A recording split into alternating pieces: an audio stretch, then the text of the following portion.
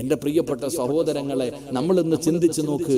എവിടെയെങ്കിലും 4 പേര് കൂടിക്കഴിഞ്ഞാൽ അവിടെ ഇരുന്നു കൊണ്ട് ആവശ്യമില്ലാത്ത ചർച്ചകൾ എന്തെല്ലാം നമ്മൾ പറയുന്നു.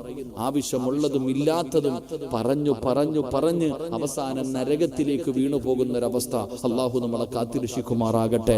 എൻ്റെ പ്രിയമുള്ള സഹോദരങ്ങളെ, ഏറ്റവും കൂടുതൽ പേര് നരകത്തിൽ പോകാൻ കാരണമാകുന്നത് നമ്മുടെ നാവ. നമ്മൾ നാവ് കൊണ്ട് എന്തെല്ലാം പറയുന്നു, ചെയ്യാത്ത കാര്യങ്ങൾ. ഇനി ഒരു മനുഷ്യൻ ചെയ്തതാണെങ്കിലും ഏഷണിയും പരദൂഷണവും എന്തെല്ലാം ആണുങ്ങളും പെണ്ണുങ്ങളും എല്ലാം ഇരുന്നു കൊണ്ട് എൻ്റെ പ്രിയപ്പെട്ടവരെ എന്തെല്ലാം കാര്യങ്ങൾ പറഞ്ഞ് അവസാനം നമ്മൾ നരകത്തിലായി പോകുന്നൊരവസ്ഥ അള്ളാഹു നമ്മളെ കാത്തിരക്ഷിക്കുമാറാകട്ടെ. അതുകൊണ്ട് എൻ്റെ പ്രിയമുള്ളവരെ, അതൊരു നിസ്സാര പാവമായിട്ടാണ് നമ്മൾ കാണുന്നത്. പക്ഷേ നിങ്ങൾ ഗൗരവത്തോടു കൂടി കാണണം.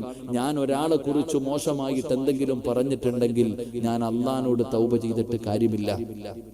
ഞാൻ നിങ്ങളെക്കുറിച്ച് ആരെയെങ്കിലും, എൻ്റെ പ്രിയപ്പെട്ടവരെ, ഇതിൻ്റെ സംഘാടകരിൽപ്പെട്ട ഏതെങ്കിലും അല്ലെങ്കിൽ എനിക്ക് പരിചയമുള്ള നിങ്ങൾ ആരെയെങ്കിലും ഈ വെങ്ങാടുള്ള ഏതെങ്കിലും ഒരു മനുഷ്യനെ കുറിച്ച് അവൻ കള്ളനാവും, പെണ്ണുപിടിയനാവും, പലിശ തിന്നുന്നവനാവും, വൃത്തികെട്ടവനാ എന്ന് ഞാൻ പറഞ്ഞിട്ട് അള്ളാഹുടെ മുന്നിൽ ദുആ ചെയ്തിട്ട് എനിക്ക് കാര്യമുണ്ടോ? ഒരു കാര്യവുമില്ല.